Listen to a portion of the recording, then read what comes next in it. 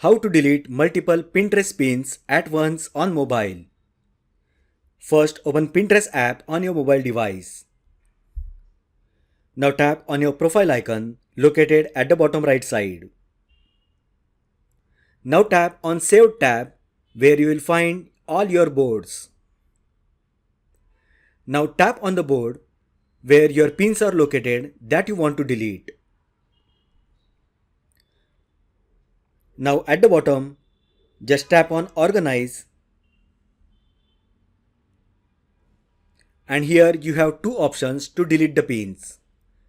You can tap on Select All, and this will select all the pins that are in this board.